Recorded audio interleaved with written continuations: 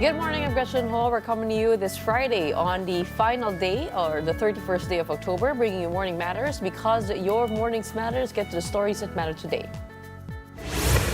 The Philippine Navy refutes Mike Defensor's allegation that Marines are protecting witness Orly Gutesa.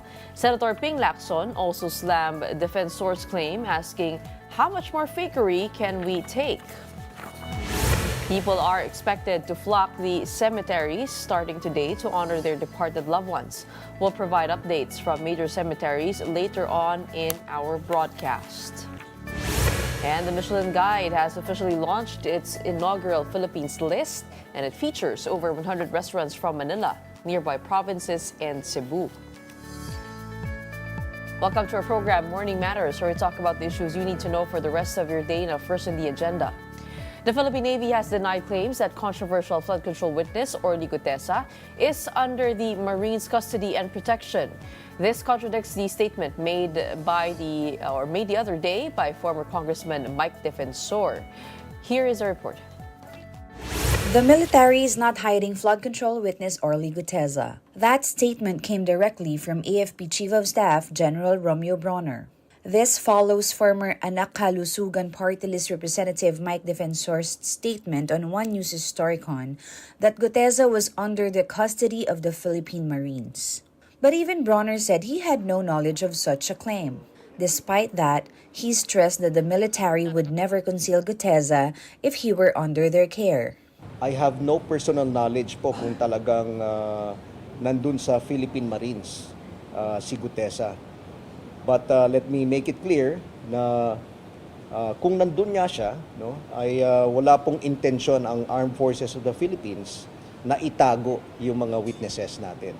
In fact, tutulungan pa ho namin yung korte or kung anumang mga ahensya or bodies, investigating bodies na i-produce yung mga witnesses natin para makatulong po sa ating investigation, lalong-lalo na po laban sa corruption. Before that, the Philippine Navy had already issued a statement clarifying that Gutesa was not in their custody. They also said they no longer have control over him since he has long been retired. Usually the whereabouts or the statements or testimonies or the actions of anyone who has retired already is not anymore under the radars of the Philippine Navy, especially if he's not a reservist. I would like to highlight that Mr. Gutesa is not a reservist because when he retired in June 2020, the law was not applicable to him. Even Senate President pro tempore Ping Lacson slammed Defensor's allegation. Lacson even questioned, how much more fakery can we take? Defensor has yet to comment on the issue. Gutesa was introduced by Senator Rodante Marcoleta as a witness before the Blue Ribbon Committee in September regarding the alleged flood control project anomaly. He claimed he personally delivered suitcases filled with cash to former Congressman Saldico and former House Speaker Martin Romualdez, a claim both men denied. Earlier, the Manila Regional Trial Court discovered that the signature of the lawyer in Gutesa's sworn statement, which was read during the Senate hearing, was forged. This was confirmed by the lawyer named in the notarized affidavit, Attorney Pechi Rose Espera. Because of this, several lawmakers have called on the Department of Justice to investigate Gutesa. The Independent Commission for Infrastructure is intensifying its pursuit of restitution from individuals implicated in the flood control corruption scandal, aiming to reclaim billions in stolen public funds.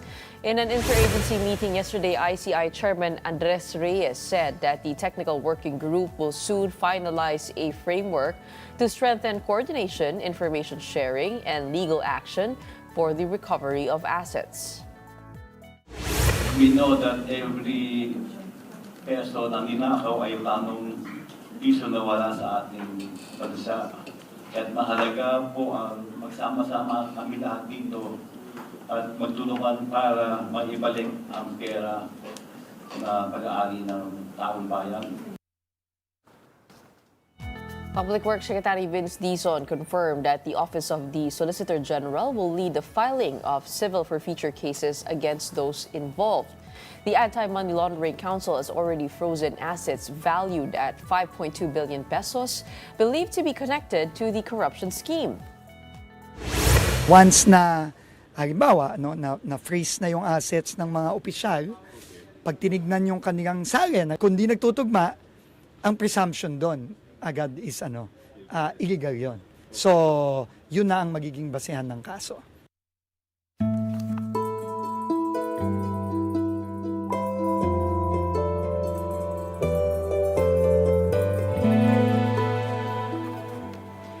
Huge crowds are expected to start arriving today at the Manila North Cemetery to honor and remember their departed loved ones. And for the latest updates on the ground, we have mobile journalist Mary Monreyes joining us from the Manila North Cemetery. Magandang umaga sa iyo. Kamusta naman dyan? Magandang umaga, Gretchen. Inaasahan na ngayong undas, starting of around October 29 until November 2, tinatansya na lalagpas ng 2 milyon ang bilang ng mga taong pupunta dito. In comparison, last year, around 1.7 million yung bilang ng mga katao. And bukod dyan, ang naobserbahan din natin, mas naging extended na yung visiting hours.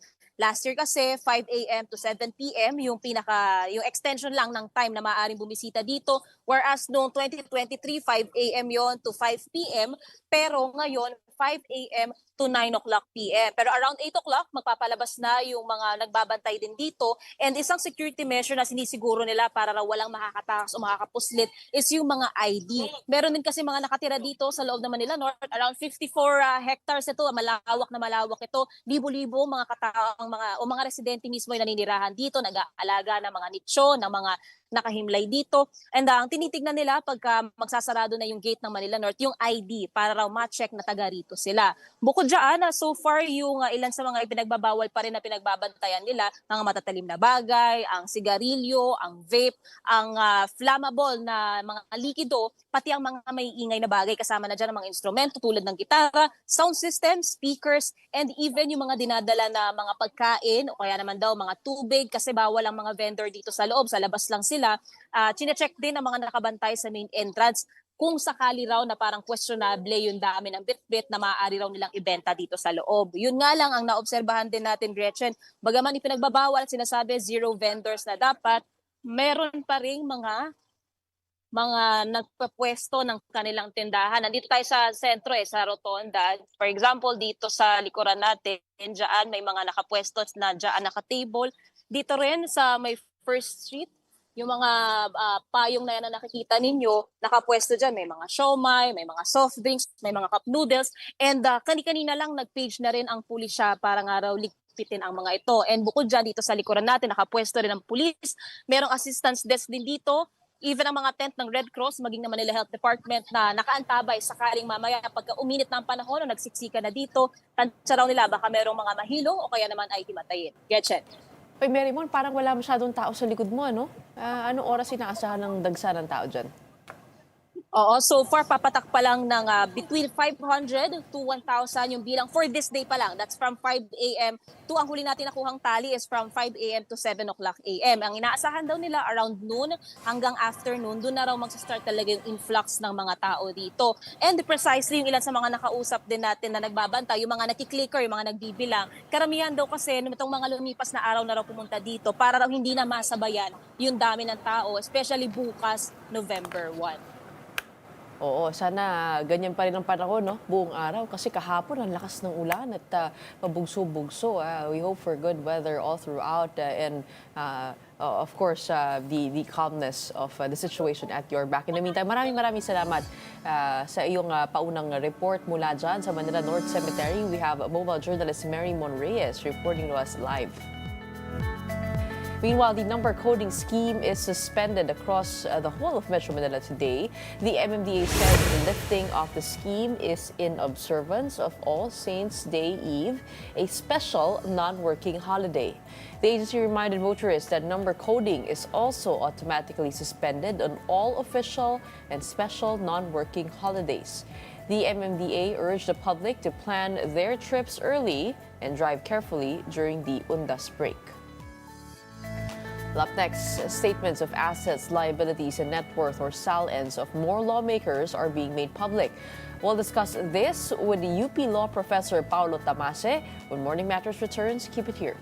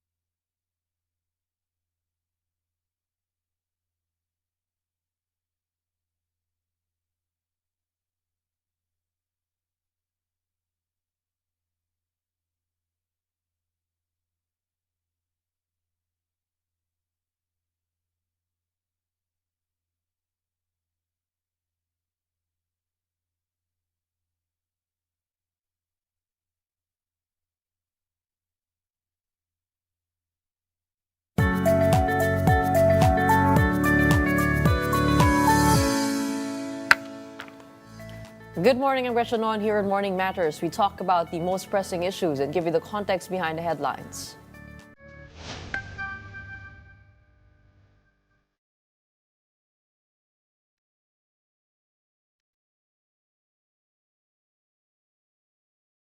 More lawmakers are releasing their statements of assets, liabilities, and net worth or SALNs. At the House of Representatives, Navotas City Congressman Toby Chanco and House Senior Deputy Minority Leader Edgar Erice were the latest to make their SALNs public. Chanco declared over 200 million as his net worth, while Erice declared 70 million. Members of the Makabayan Bloc were the first to release their documents. At the upper house, all 24 senators have disclosed their SALNs. Senator Mark Villar emerged as the richest member with a net worth of 1.26 billion pesos, followed by Senator Raffy Tulfo, who filed a joint SALN with his wife, Representative Jocelyn Tulfo. Senator Chis Escudero reported the lowest wealth at nearly 19 million pesos. And for his insights on our lawmakers' SALNs, we have Paulo Tamase, Assistant Professor at the UP College of Law. Magandang umaga sa'yo. Welcome back to Morning Matters. Good morning, Gretchen, and to everyone viewing your program. Okay, over the past weeks, we've seen these releases of SALNs. May iba na kapani-paniwala naman, may iba na sabi nga ng publiko ay nakakataas ng kilay. What do you make of the declarations so far? Well, SALNs are an important but an imperfect instrument. They're important because they're the actual sworn declaration of a public officer that this is his assets, liabilities, and net worth. But they're imperfect because there are many ways to evade SALN.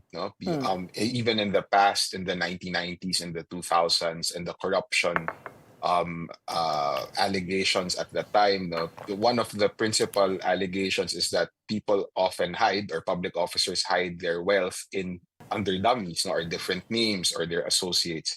So hindi siya perfecto na instrument, but it's important precisely because of how the public reacts to them. So for example, there's a SALN that shows that this public officer only has the certain amount of assets, but the lifestyle is so incongruent to those assets, then the public would start asking important questions. The media would be triggered by those questions. And then you Correct. have the important conversations around whether that public officer is declaring his assets faithfully, and if not, why not? So it's exactly this reaction from the public that we want to elicit. No? But in terms of legal liabilities and cases that can be filed, pwede na bang kumuha dito sa mga public declaration? Kumbaga parang side by side na yan. For example lang, kasi kay Senator Chis Escudero, nagulat ang lahat na siya yung poorest senator when yung kanyang iniregalo kay Heart Evangelista ay more than yung kanyang SALN. So, pwede na ba yung tignan at busisiin at pwede na ba mag-build ng case from there? Well, yes.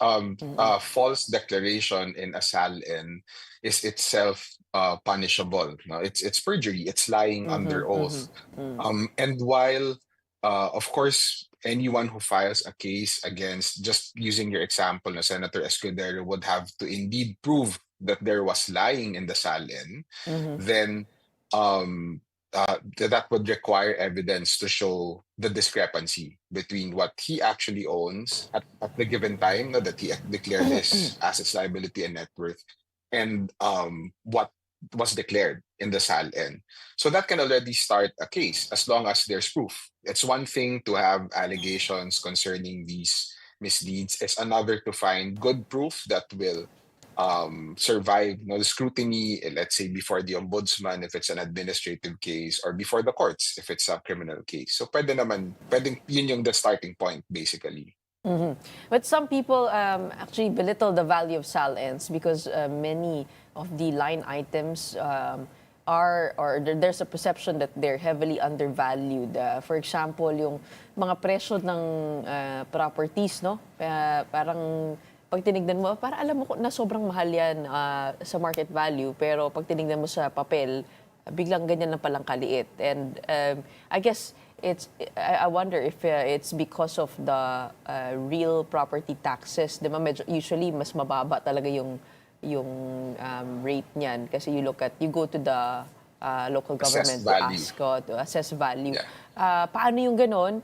At pangalawa, if entries are undervalued, what could happen? Could that fall under false declaration? Well, to begin with the second question, yes, if entries are undervalued, then they fall under making that false declaration, that perjurious statement. But whether the amount is correctly reflected, people also have to look closer into the SALN. So assets are generally required to be declared both for their assessed value, which would correspond also to their market value, no? And their acquisition cost. How much was that asset purchased? So it's possible that over time, mag-iiba talaga yung presyo ng asset. No? It will go up, shoot up. But if you purchased property 20, 30 years ago, then yung acquisition cost niya would also be very little. So yung bottom line figures, the amount, the numbers that are reported in the media, I think that's of secondary importance. The most important is actually the asset itself, di ba? If it says that this property is in an exclusive subdivision, then that would be that would trigger, for example, questions about why sobrang undervalued no property. And I think just to inform the public, the SALN itself, which they see reported on media, has a lot of information redacted. And rightfully so, I think. No? Addresses of these public officers, pwede naman talagang mag-claim ng some balance of privacy in their favor. But the copies that would have been submitted by the ombudsman, those are not redacted. And I think, it would be within the purview of a proper request, let's say by media, by watchdogs, to request the full information about what the SALN provides. When public officers accept public office, they accept that certain privacy rights are given away in the interest of accountability and public scrutiny. So, dapat tignan actually yung asset, hindi yung value only. What's the rule on those who are married, no? Kasi for example, Senator Escudero can claim that he has a prenuptial agreement with Heart Evangelista. Paano yun? Pagka may prenup pa, hindi na kailangan isama yung wealth ni Mrs. Or does that exempt him from disclosing that? Paano? Yeah, How does that work? Two brief points. The first is under the law, under RA 6713, spouses are required to actually declare their wealth as well. So public officers and their spouses, as well as any children below 18 living in their households. But there's a civil service guidance, memorandum circular in 2021, which says that if the spouse owns exclusive property, then that can be omitted from the declaration, from the SALN declaration. And exclusive property can mean many things in law. One of them is, for example, if there's a prenuptial agreement. So I can understand the argument na pag may prenup, if that prenup provides that husband and wife own their property separately, no, they don't own it as a conjugal property or as a community, then pwede siya i-omit sa SALN technically. That's the first point, right? But on a second level, there is nothing that stops a public officer from actually declaring including the wealth of his or her spouse. And part of that goes to why we require SALNs. SALNs are a measure of public transparency by public officers. So if they want to ensure that walang questions about their integrity or their wealth or questions about the lifestyles that they live, it actually makes sense to include the declaration of the spouse. Include nyo na yung properties ng spouse. Anyway, if naka-declare yung property ng spouse, it doesn't make the SALN necessarily false because you'll say in the SALN that it includes the property of your spouse. So that type of transparency calls not anymore to whether a public officer is complying with the law. It's whether the public officer understands yung obligation niya to be transparent to his own constituents. Well, apart from Senator Escudero, si Raffy Tulfo at ang kanyang misis na si Jocelyn, na nag-declare sila joint SALN. But there's also, for example, Alan Peter Cayetano and Lani Cayetano na hindi pa nagde-declare. How about the market value of inherited property? Shouldn't that be included in the computation? If the property was inherited by the public officer, then yes, definitely it should be included. No? SALNs are a snapshot of how much a public officer owns at any given time, regardless of where he got or she got his wealth and assets. If the inherited property, however, no, was inherited by the spouse, then that would be properly excluded from the SALN. So, halimbawa, the spouse comes into this inherited property under civil law that would normally be excluded from the property of the her husband, the public officer. So hindi yung kailangan isama sa SALN. But again, it's one thing to comply with the law. It's a different thing to comply with the expectations of the public about the transparency of their leaders. If you want to make a stand na wala kang tinatago talaga, no? But speaking of, no, two institutions the public is still waiting for the declaration of SALNs, while may nauna na sa House of Representatives, marami pa ang hindi pa nag-release ang kanilang mga SALN. And another is the Supreme Court. Is there any legal way or remedy for the public to demand these institutions to be able to declare their SALNs? Well, going to the Supreme Court has an issuance which regulates the release of SALNs of members of the Supreme Court. Part of this arises from the 2000s cases, no, that were filed against Chief Justice Corona, then later Chief Justice Sereno, concerning or that were based on their SALNs and their either failure to declare or misdeclaration. So, yung Supreme Court, you can understand why over time that they have become very guarded against the release of their SALNs. But respectfully, I think and there's a process that you need to go through, no, in the Supreme Court in order to get their SALN. So you file a proper request. That request is evaluated by the court.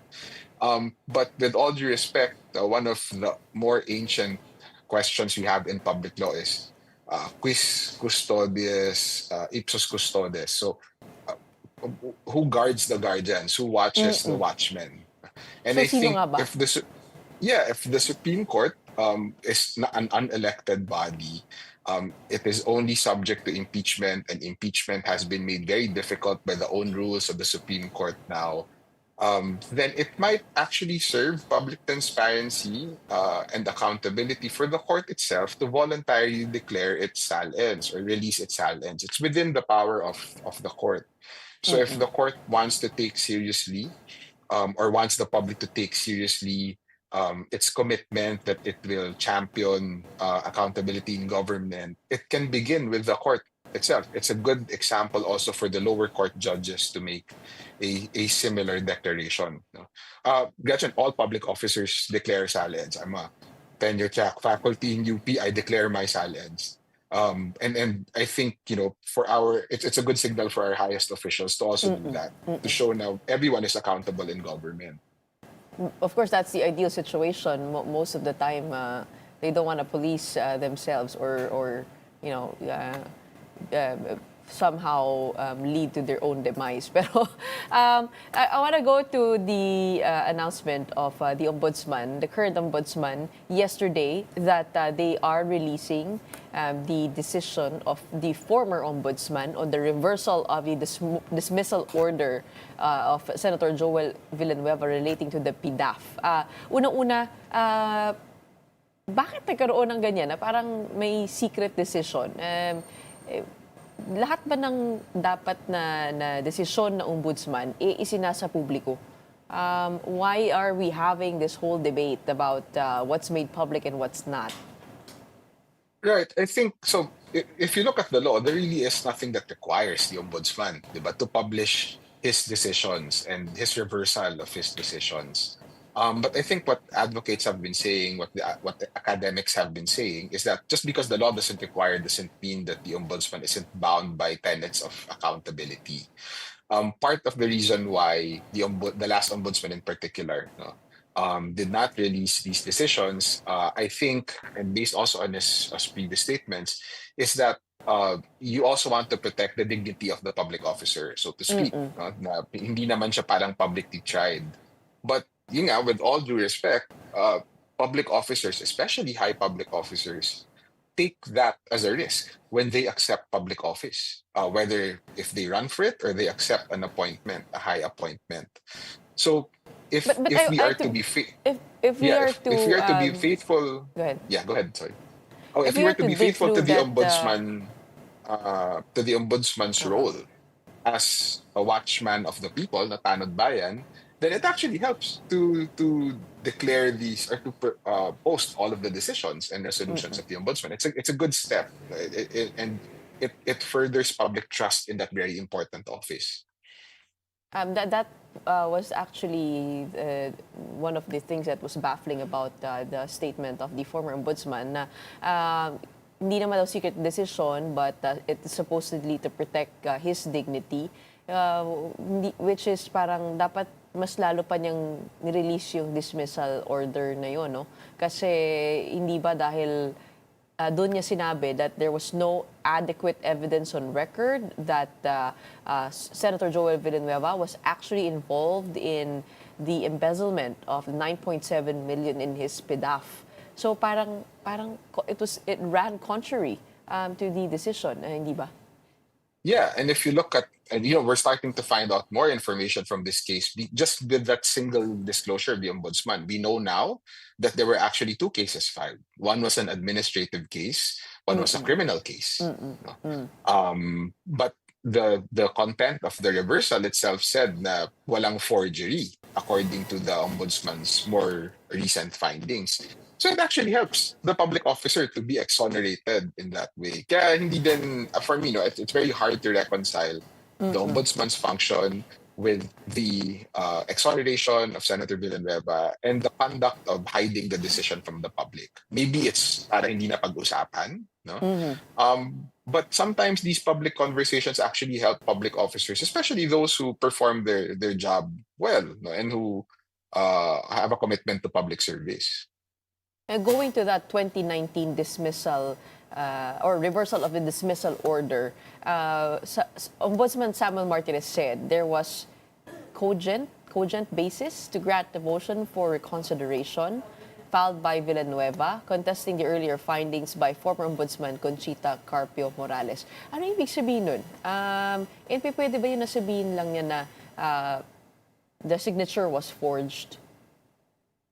Well, technically, he can. The grounds for a motion for reconsideration, I think even before the ombudsman, would often be errors of fact and errors of law. So, if in the opinion of the graft investigator, the original decision, which found liability for Senator Villanueva, was premised on a misappreciation of the evidence that was presented before the ombudsman initially, then it's within the power of the ombudsman to reverse it. And that's okay, right? I mean, just because a public officer is accused or is charged with a graft offense doesn't mean that that offense is necessarily true.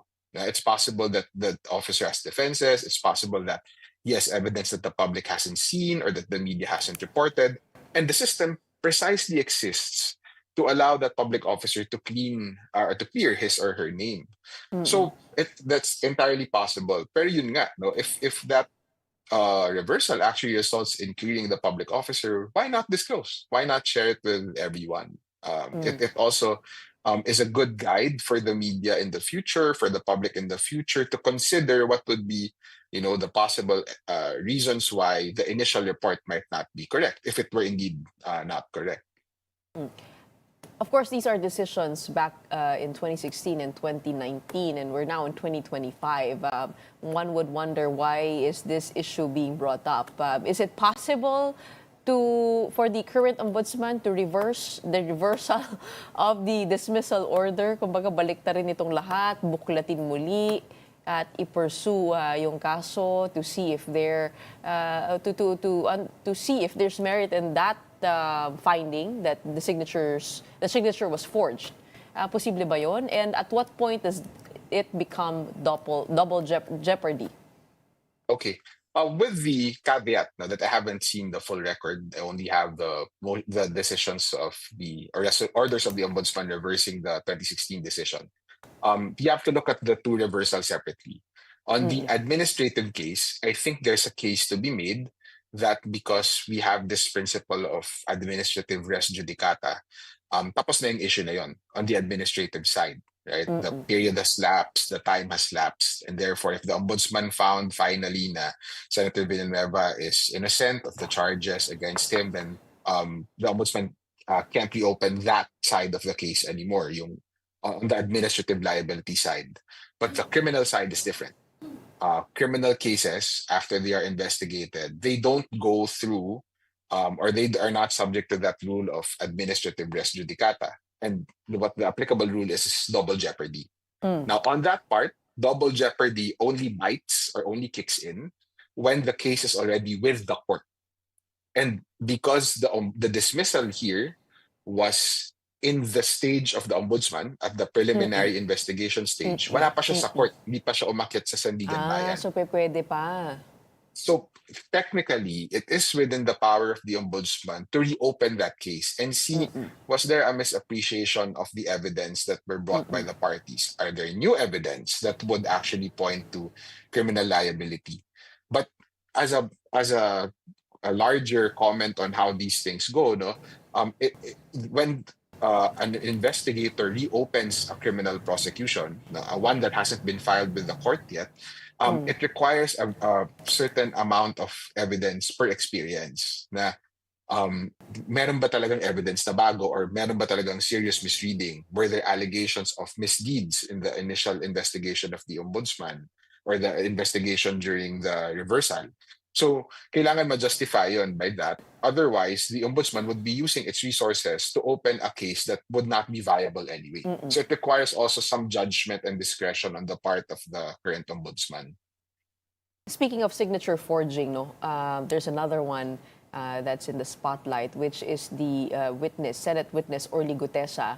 Sinabi ng Manila RTC that they found the notarial signature was forged. What's the effect of that on his testimony? Does that render it null and void? Well, on the testimony in written form, the one in the affidavit that I think was presented to the Senate, if the notarial signature was forged, then it means that that statement would not hold up, right? It's not a sworn statement anymore because the notarial signature is apparently fake.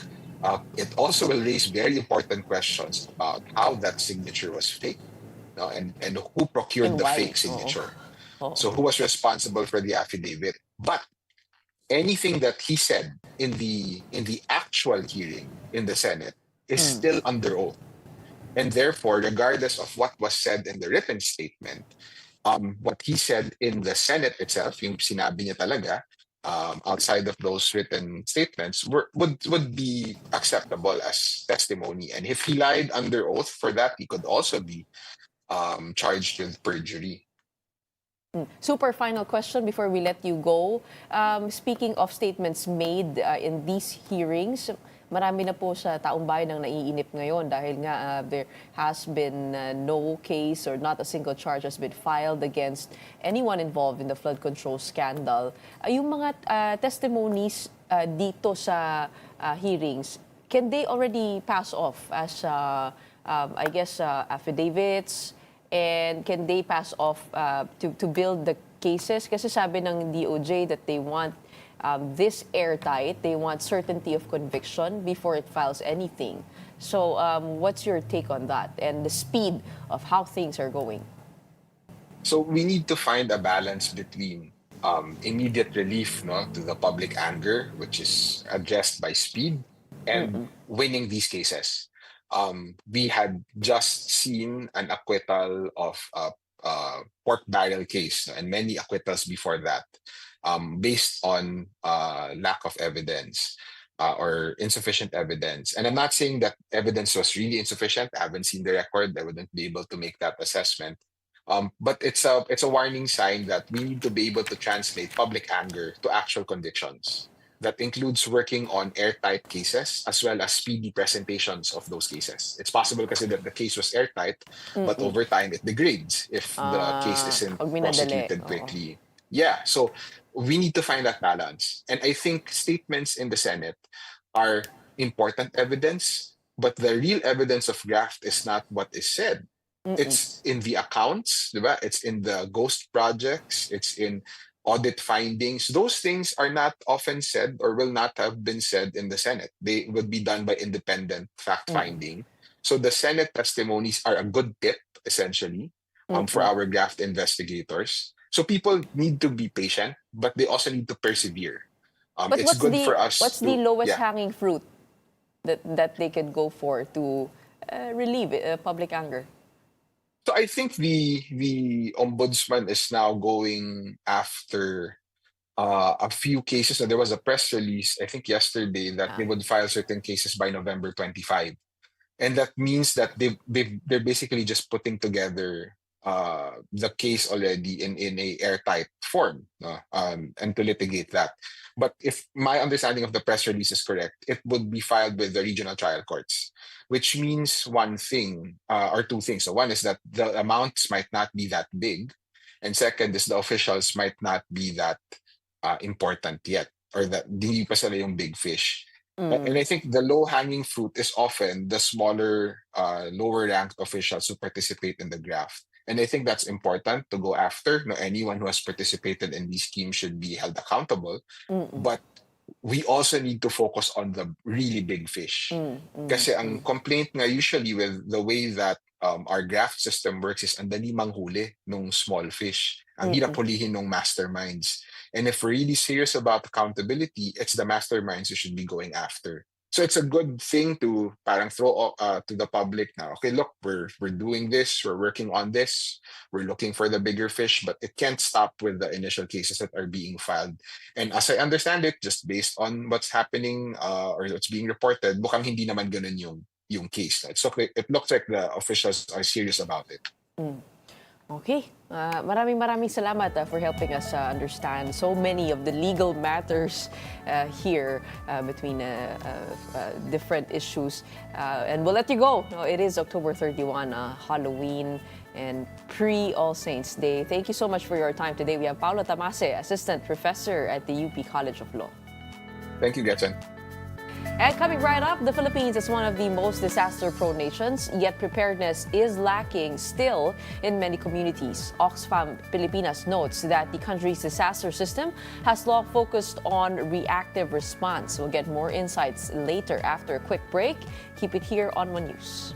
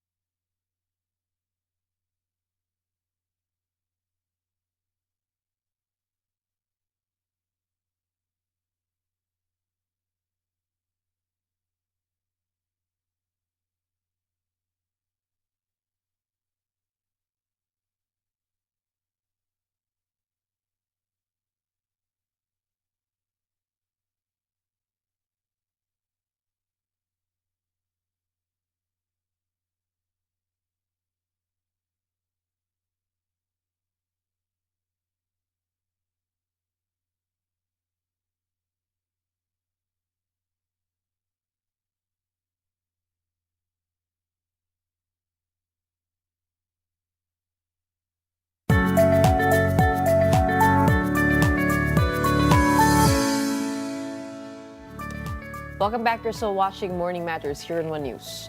The Philippines remains one of the most disaster-prone countries in the world, yet many communities are still caught unprepared when calamities strike. According to Oxfam Pilipinas, the country's disaster system has long been reactive, with most efforts focused on response after the damage is done. But the new Republic Act 12287, or the Declaration of Imminent Disaster Act, aims to change that by allowing the government to act before a disaster happens. It enables the early release of funds for preemptive evacuation, food and cash assistance, and other safety measures once experts warn of imminent danger. This approach, known as anticipatory action, uses forecasts and data to trigger early response. Oxfam urges full enforcement of the new law, emphasizing that preparedness must become a habit. And to talk more about this matter, we are joined by Nina Espinola Abogado, Anticipatory Action Lead of Oxfam Pilipinas. Good morning. Welcome to Morning Matters. Good morning, Gretchen. Thank you for having us. Okay, as we've been talking about it, you've been with Oxfam since 2013, since Typhoon Haiyan or Yolanda in Filipino speak, and comparing our disaster response readiness back in 2013 up to now in 2025, how much have we improved? And where do we rank in the scale of readiness? What's our grade? Well, syempre, the entire, since then up to now, it's the same set of disaster risk management approach. No? Kasi the entire system is set up to respond when a disaster strikes. So even the local government, that's they're mandated by RA 10121, which is the Disaster Risk Management Act. So the government is guided by the law to respond when a disaster strikes.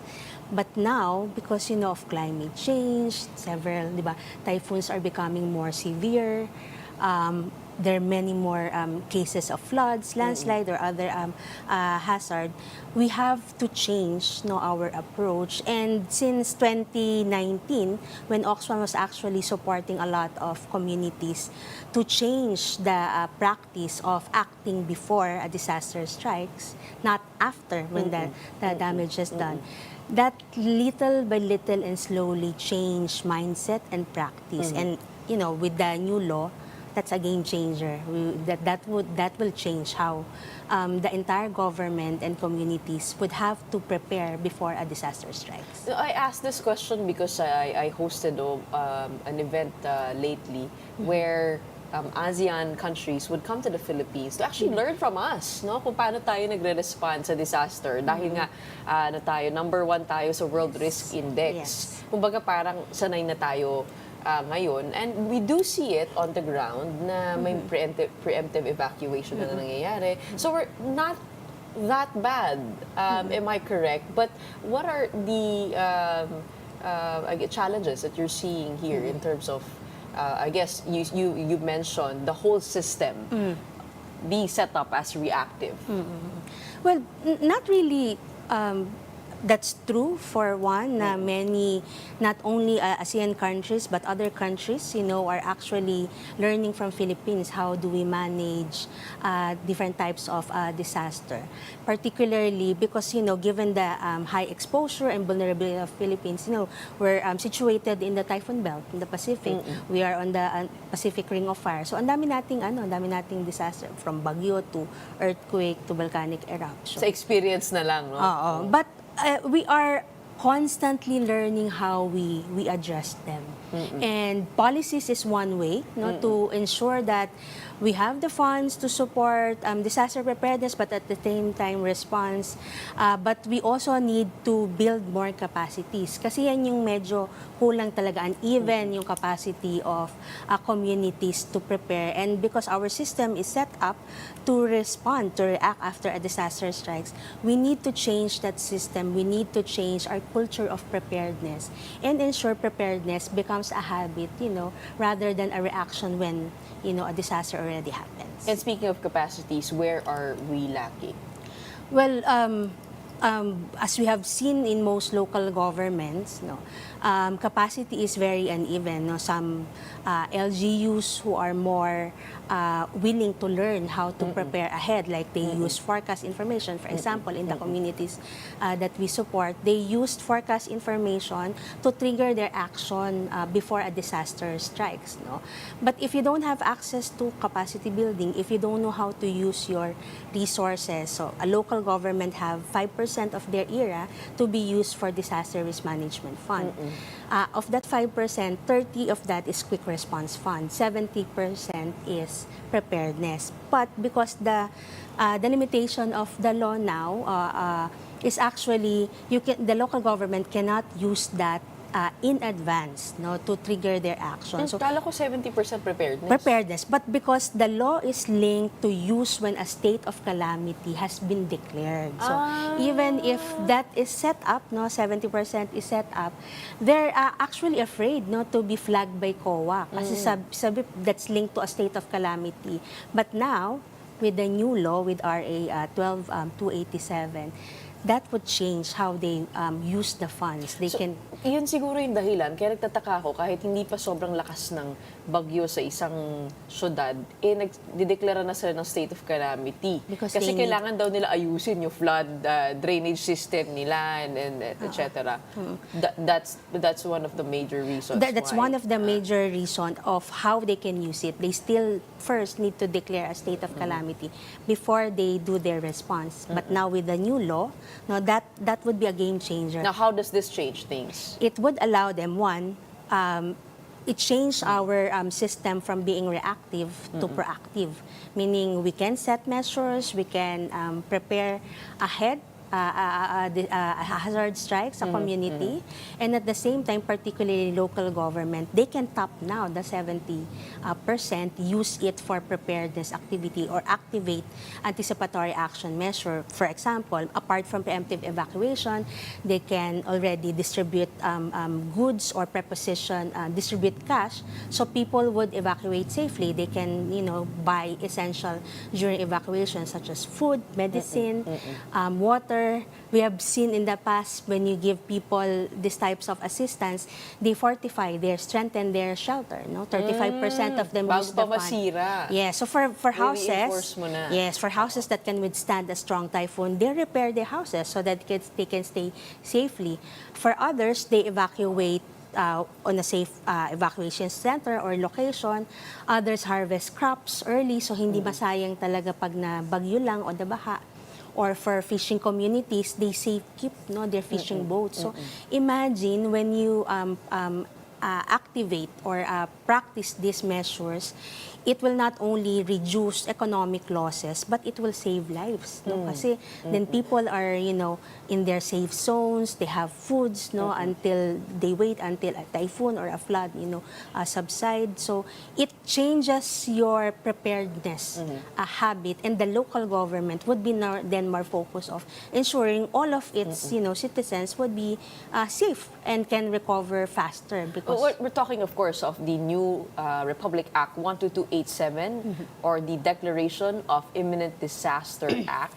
Does this get from the same pool of funds, though? Nabanggit niyo yung IRA na 5%. Doon pa rin ba siya kukuha o may additional funding ito? So currently, right now, Oxfam is also a part of the technical working group supporting to draft the IRR of the law. So when the financing component was looked at, yes, that would still be part of their local disaster risk management fund, yung 70%. At least for the local government. Mas maaga lang siya matitrigger. Yes. when Maaga it's matitrigger actually at pwede nilang gamitin ahead. Kasi dati nga hindi natatakot sila because of being flagged by COA. And at the national level, so they would be able to use, their program funds to ensure that anticipatory action measures can be used, to prepare agencies, ahead of a disaster. So that would support, for example, agriculture. And by the way, we're not only talking about typhoons and floods. We're also looking at drought, which is, has been affecting us. So either for as we call it, rapid mga onset na hazards such as that or drought, that fund can be Bago used pa already. matuyong. Mag-build ka Oo. na ng pumps or Pumps or kumuha ka na ng distribute bagong water source. kits. So, bago mag-peak yung drought or bago bumaha, ilikas mo na sila. Bago bumagyo, palakasin, patibayin na yung bahay. Ilipat mo sila sa safe location. Protektahan mo yung mga important assets, livelihood. Or kaya sa social services, yung iba binibigyan ng mga kits para hindi mabasa ang libro, ang medical supply. So, this set of measures will be very helpful to ensure people would be safe before a disaster strikes, and based on studies, they recover faster kapag they act ahead before a disaster. Speaking of anticipatory action, no, kasi this will be based on data. Yes. On the incoming disaster that will or might happen. Pero limitado rin yung ating resources eh. So you wouldn't want to spend needlessly. So how sound is our technical expertise now when it comes to that? Saan tayo nakaangkla? At ano pa yung dapat nating i-invest dito sa mga forecast technologies? Yes. So for example, ang Pag-asa was really developing yung impact-based forecasting na. No? So the science is there. No?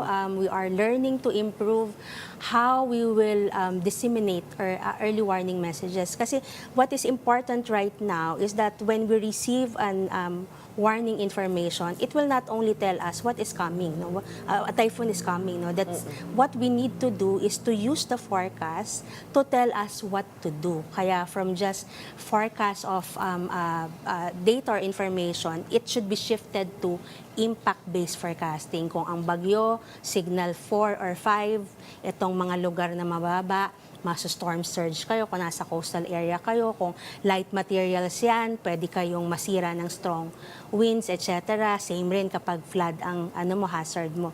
So our forecast system and the agencies are actually working very hard to shift from just purely forecast-based to impact-based. Sasabihin sa'yo, hindi lang ano ang darating, ano ang magiging epekto kapag kayo ay natamaan ng ganitong mga klaseng But how hazard. good now is the information dissemination network from the national down to the municipalities that will be affected by these disasters? Kamusta naman yung pag-appreciate nila dun sa impormasyon? Kasi nakakita rin ako niyan ng mga parang dito babahain, tapos napaka-technical nung datos. Correct.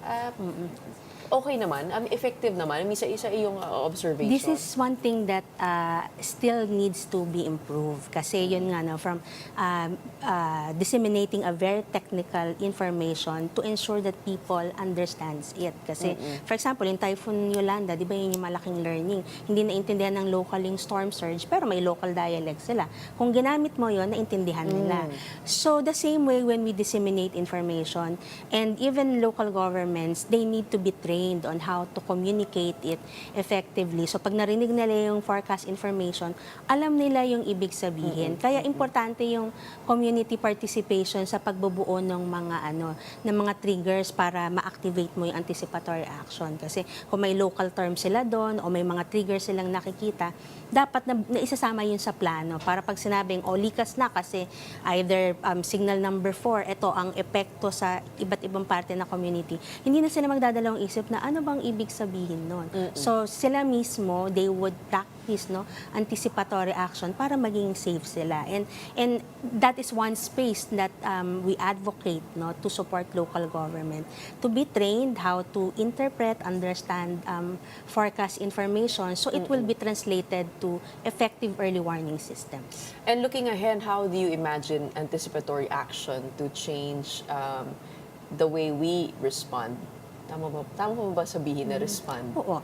Respond or handle disasters in the future? So, syempre, nakikita natin magiging malaki yung change niyan, una in terms of culture of preparedness, because we wanted to ensure, hindi lang tayo nagre-react kapag natatamaan na tayo ng bagyo.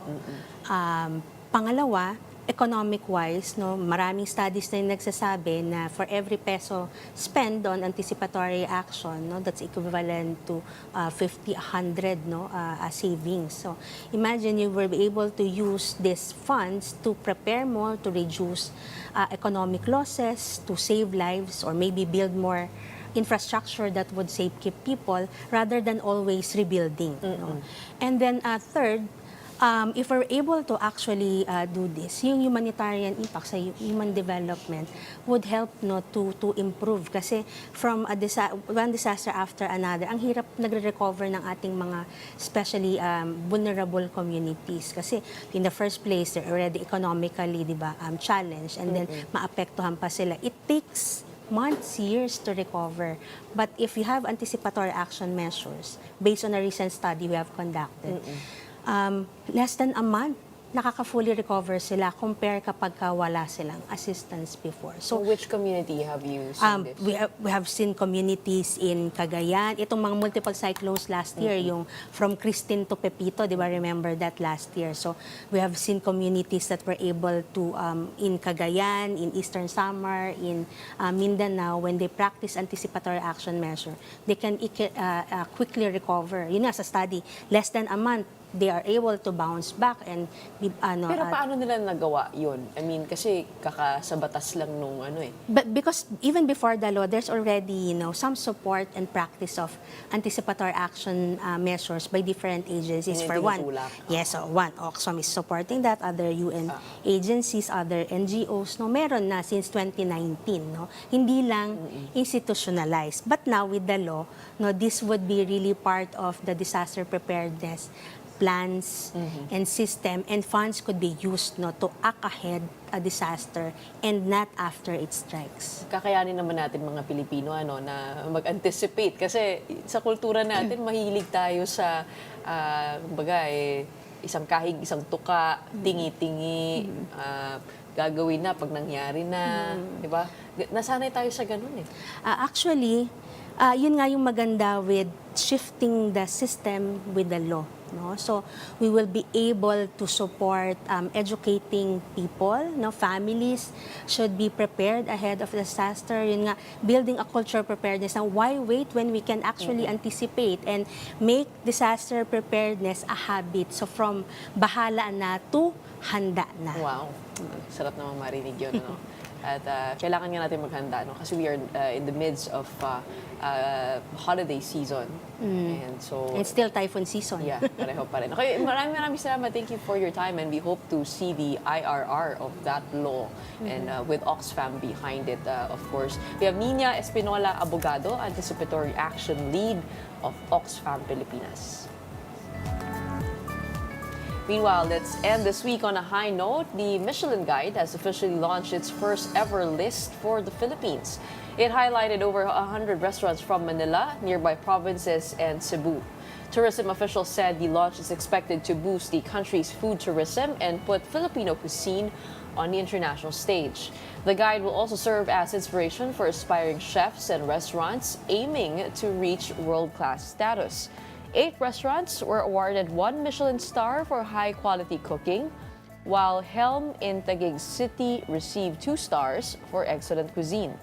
Gallery by Shell also earned the Green Star for its commitment to sustainable gastronomy. Michelin said the recognition highlights the growing sophistication and creativity of the local dining scene. Meantime, 25 restaurants received the BIP Gourmand recognition for serving high-quality food at reasonable prices. These include popular spots such as Manam at the Triangle, Lampara, and the Pig and Palm. 74 restaurants were also named Michelin selected for offering above-average cuisine, including Blackbird, Metis, and Lore. The guide said these restaurants exemplify excellent service, unique culinary techniques, and strong value for your money. Mukhang marami tayong susubukan ngayong Halloween, pati na rin ng All Saints at All Souls Day. Sana bukas yung mga nakikita nating restaurant, Excited for what is to come for the local dining industry. In the meantime, we hope you stay safe today And we hope you get good rest over the weekend. That wraps up today's episode of Morning Matters. We hope we've given you the right start to your morning. Let's go ahead and make the day matter. My name is Gretchen Ho. Kapatid, we are One News, all sides, all the time.